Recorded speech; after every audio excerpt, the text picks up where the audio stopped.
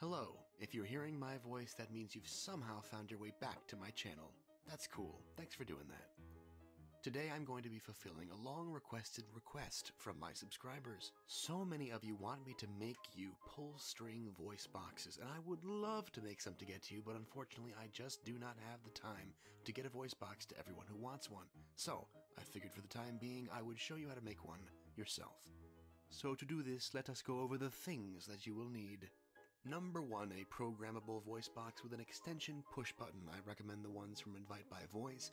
This particular model is no longer in stock, but I recently spoke with a representative from Invite by Voice who has told me that they will be releasing a new model similar to the one that is more compatible with recent versions of Windows, and that it will be available soon, so a programmable voice box, preferably from Invite by Voice. A regular old pull-string lanyard badge retriever thingy. And finally, some form of strengthy fishing line or cord. Something that won't break or fray, and preferably white. Do be aware that this voice box is not going to be the slow release kind. I know there are a couple different slow release voice boxes out there. Very few of them are actually obtainable, and if they are obtainable, you can supposedly only get them in bulk, and nobody's quite sure who even makes them. The voice box I show you how to make in this video will do the job. First, let's get the thing out of this thing so we can make our thing.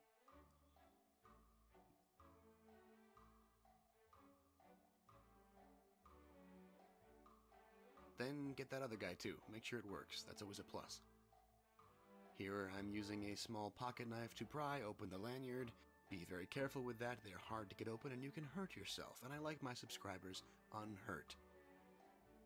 Once that's open, you want to carefully unravel the cord and remove it from the inside. Most lanyards will have the cord threaded through a little hole in the wheel.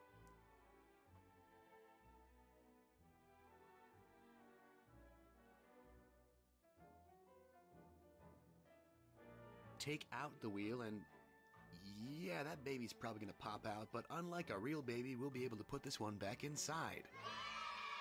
Here I'm taking a length of cord about 4 inches longer than the cord that came with it and reattaching it to the wheel. As you can see, I am just threading it through that hole and tying it. Now let us just put that thing back where it came from, or so help me.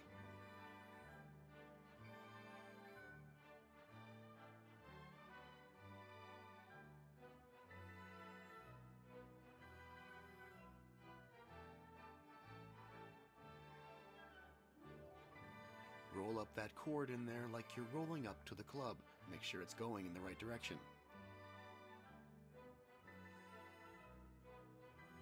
Next, take that button and we're going to make a hole through the casing. Make sure you do not actually pierce the electrical component inside. This is just the casing. So kind of aim off towards the side a little bit. Poke a hole all the way through both sides very carefully using whatever tools you need. Here I'm using a few different sculpting knives as well as a strong needle. How this works is the button needs to be pushed in order for the voice box to be activated. The reason we poke the hole through the button is that so the pull cord can be threaded through it. Then we tie a knot toward the end of the string so that when the knot hits the hole, when the cord is pulled, it will be too big to go through the hole and the knot will quote-unquote push the button. You want it to be big enough to not go through the hole, but small enough to still go back into the lanyard. That is how that works. And there it is.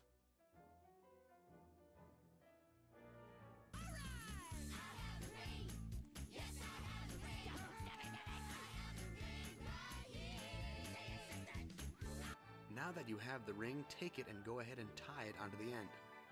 Make sure it is on there tightly. You don't want to lose it. Let me say that again. Make sure it is on there tightly. You don't want to lose it.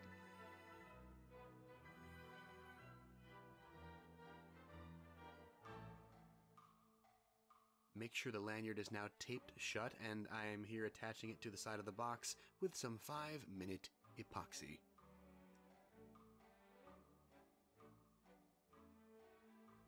Just bundling up that extra extension wire and getting it out of the way.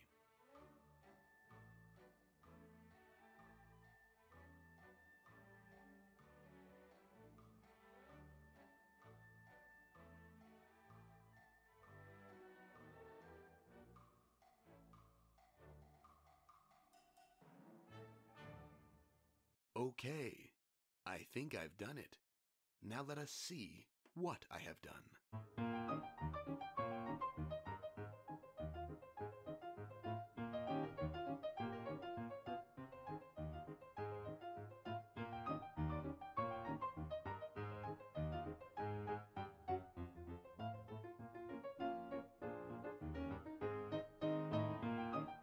You watched the video. Thank you so much for watching the video.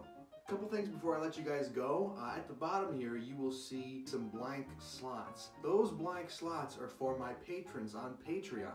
There's tons of cool stuff that you can get no matter what tier of membership you get on my Patreon, but contribution of $25 or more per month gets you one of these slots so you can be seen at the end of each of my videos that I dish out.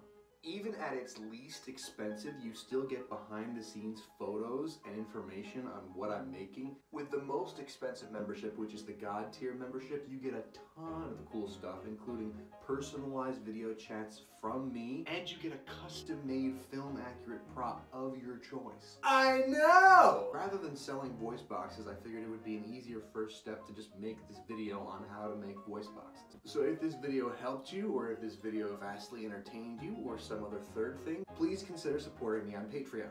In other news, due to certain financial needs in my life right now, I am in the process of making another film accurate Woody, and that Woody is going to be up for grabs on eBay, hopefully within about a week.